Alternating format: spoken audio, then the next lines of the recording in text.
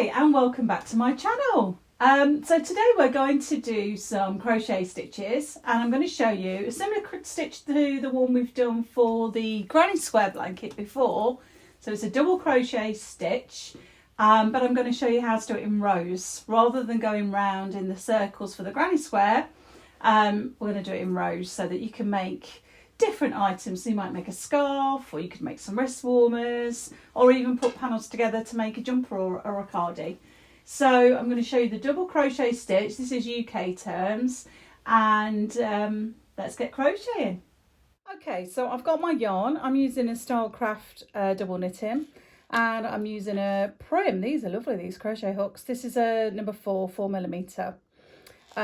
So I've taken off some of my what we call working yarn here, and I'm going to start with just a slip stitch, which is what you always start with when you're crocheting. So just however you do a slip stitch, I just do it like that. So take the wool yarn around your finger and pull that one back up just to make a chain slip stitch. So you start with that on your needle.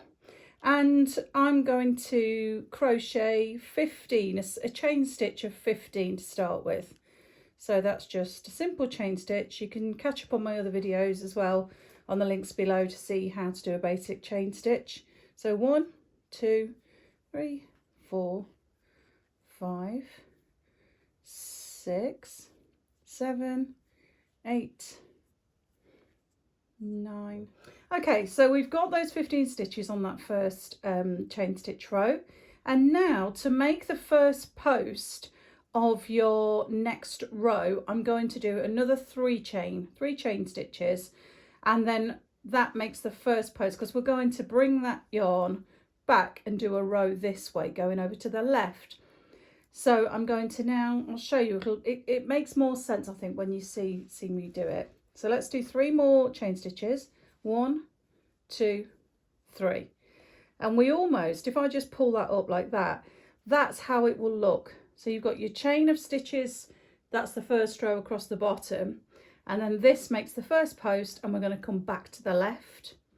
So I'm now going to take my yarn over my crochet hook and go into the next V shape, which will be your 15th chain of that original row, that first row. So I've took my yarn over, pushed the needle through that 15th stitch, put the yarn over the crochet hook, pull it through 1 and 2, and then pull it through the next 2. And there you can see that is my next post. So that's where those 3 that we did, the 3 chain stitches, makes the first post. So now we're going to do the same again, going into that next chain stitch, going backwards if you like. So that would be the 14th stitch of our original row. It sounds really complicated, but once you get the hang of it, and once you've done this first row, the next rows are really, really easy. This is kind of your foundation row. So we take the yarn over the hook, put it into the V of that previous stitch, put the yarn over the hook and pull it through.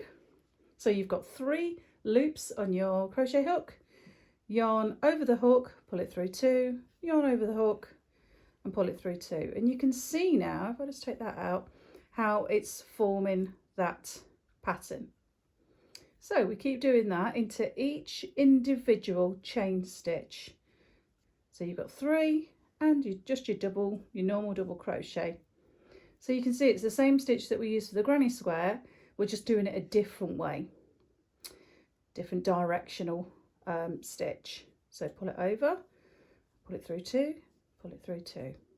So just a normal double crochet stitch into every one of those chain stitches.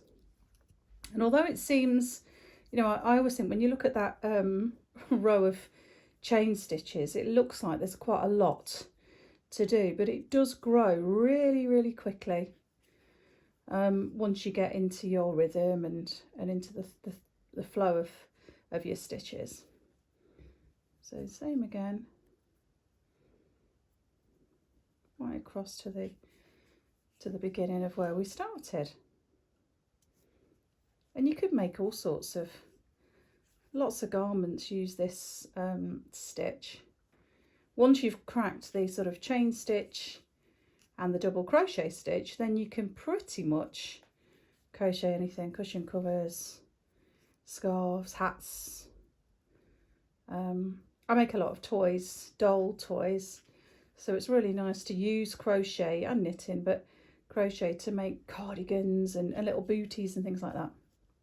So I've got to the back to the beginning now of my original chain stitch. So you can see I've gone right the way back to the beginning where that knot is, and now you turn the work. So you turn that to face the left again. So you're always working from right to left. So there's your first row. So now to get your original post on this first stitch, you do 3 chain. So chain 3 stitches, and that makes your first post. And then we just do exactly the same, going back along this row, but this time we're going into this little stitch here. Let me move that working yarn out of the way. We're going into that hole.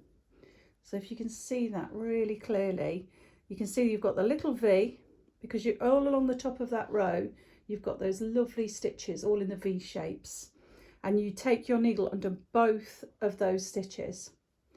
So let me just pull that back out and show you how to stitch in there.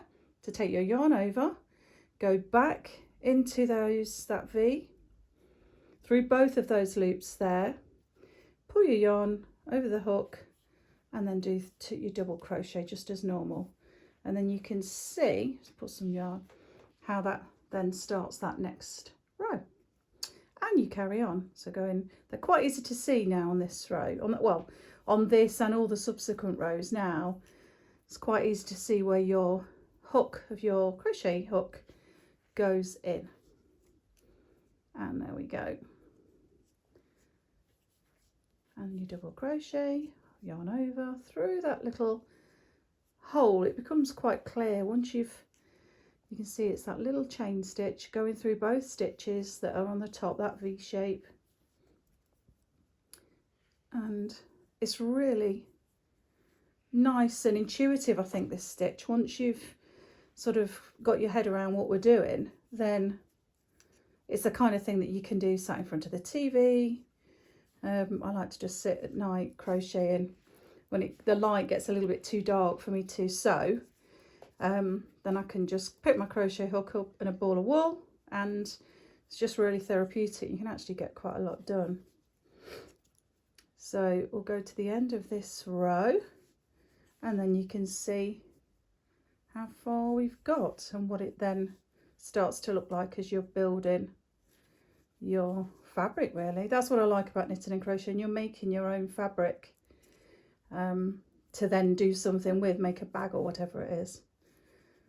And there we go. It's a bit tricky on that last stitch because you have to make sure you're in the right hole. And then we turn the work again, and you can see how we're really forming that nice pattern to the work. So I'm going to carry on now and knit a few more rows to show you what that looks like, and we're nearly done.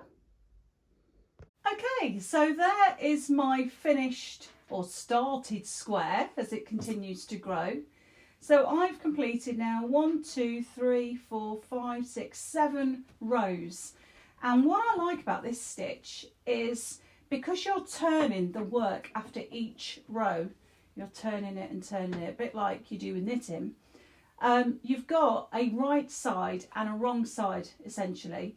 So what I like is the effect that that gives. So you've got the sort of what I would call the right side if you were doing a granny square, but because you've then turned it, it's the back of the stitch, and that just gives it a really nice texture to that design and those stitches and that pattern. So it's a really nice stitch to use. What it also provides as against the when you're comparing it against the granny square, is it's a solid piece. So they make really nice sort of dishcloths or almost a flannel or face wipes to remove your makeup, because they're a much more dense stitch than you get in the granny square where you've got the sort of holes. Just a completely different effect, but then it means you can use it for different purposes.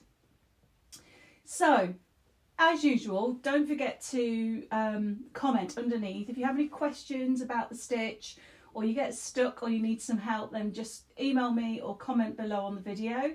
And also don't forget to like and subscribe, click the bell, and then every time I put a new video on, you will get notified.